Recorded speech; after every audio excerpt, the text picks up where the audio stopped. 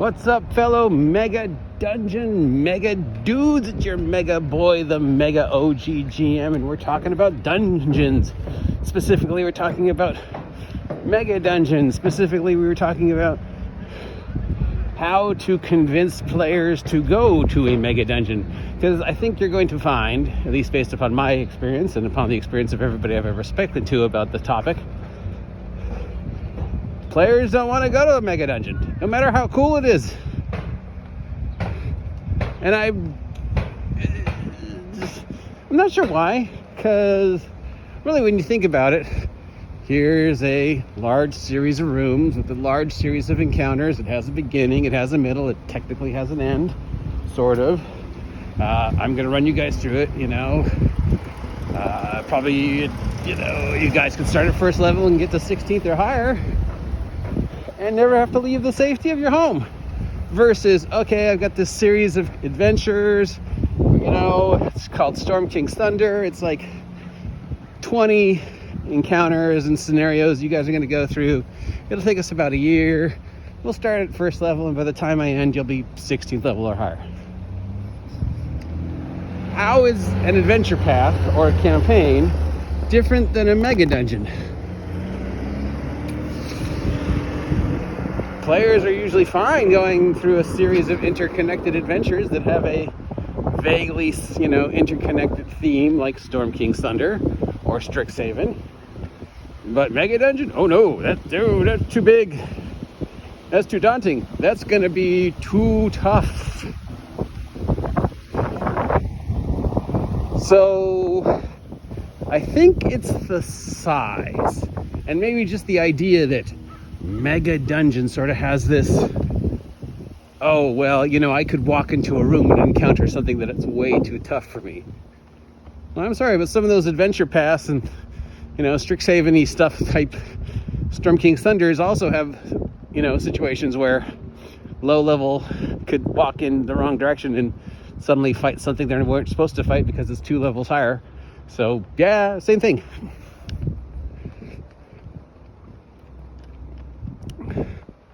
But Mega Dungeons are daunting. They're intimidating. They're just, it's a lot. It's kind of overwhelming. So what if we thought of our Mega Dungeon kind of like the way Greg Gillespie has done his Mega Dungeons, Borrow Maze and whatever the other one's called, High Keep, in that it's a series of small to medium-sized things that are interconnected but slowly progresses, gives you time to go back to town and find new reasons to keep going. And then of course there's the farther you get away from town, the more you explore, the harder the encounters get. And yes, there's always a chance you could wander off and go to something your characters aren't prepared for. But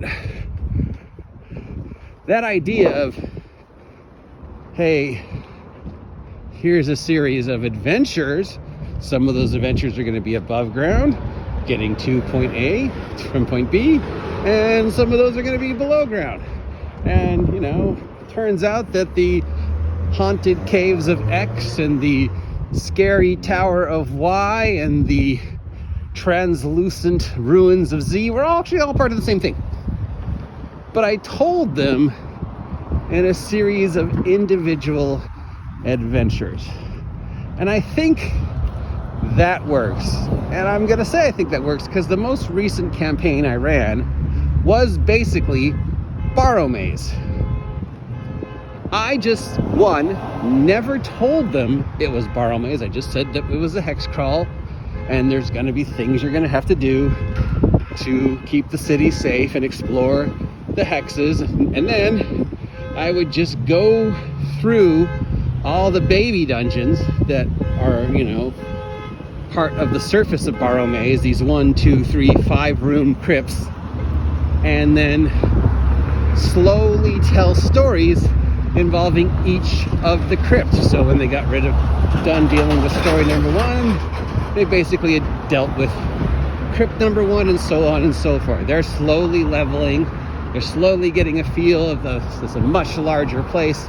Still, I haven't told them they're in a mega dungeon until they finally start getting it, make the relationship with the kobolds and find out about the cult of the one eye and start discovering more and more undead and ruins. And then they begin to realize that, hey, this chamber that we're in here looks a lot like that room chamber we found way over there. And oh, are they connected?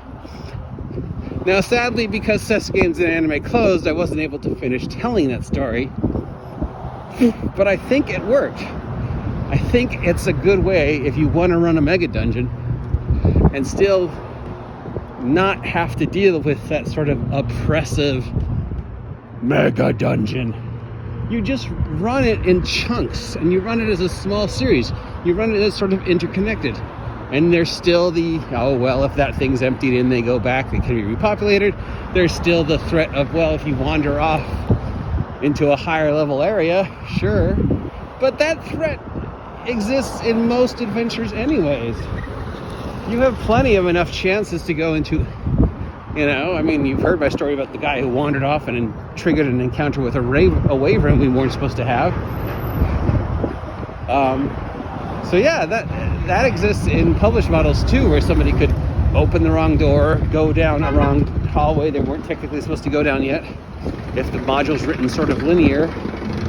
So yeah, if the reason people don't like mega dungeons is size and the threat of encountering things that they're not prepared for, run it as a series, run it as an adventure path. I mean, what's the difference between the 15 little teeny encounters of huts and caves and castles that make up any, first through 16th level adventure?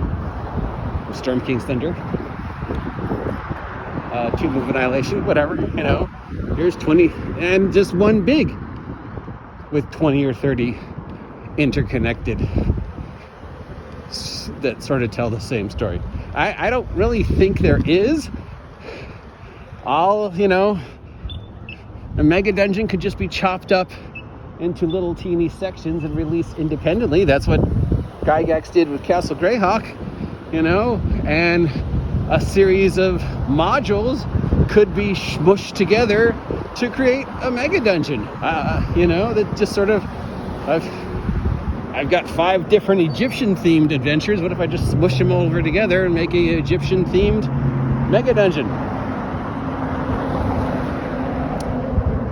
So that's probably the way I would recommend running a mega dungeon. And I really think that if you're really interested in mega dungeons and the evolution of the idea of mega dungeons and really creative mega dungeon builds, take a look at the stuff Gillespie has done, Borrow Maze and the 2 others. It really sort of shows that same idea of lots of little teeny encounters of varying size, but they're all telling the same tale, and they're all sort of interconnected, and they all actually sort of tell one whole story from first level all the way up to whenever, and there's technically an end, but it doesn't have to end, and there are definitely encounters worthy of first level and encounters worthy of 20th level, and if you wander off the wrong way, oh well.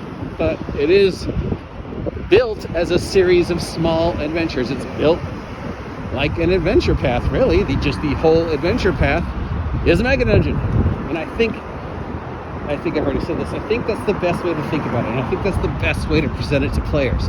Don't tell them it's a mega dungeon. Don't tell them you're running Stonehall. Just run this series of adventures and give them reasons, via NPCs or whatever, to keep returning and exploring and discovering that they're interconnected. I think that would work. But what do you think? What is it that you think make players sort of hesitant about the mega dungeon concept as opposed to the other types of campaigns? How would you run a mega dungeon? How would you keep people interested in a mega dungeon? Let me know. Comment down below. I'm always interested in what you have to say, as long as it's constructive and has to do with the point.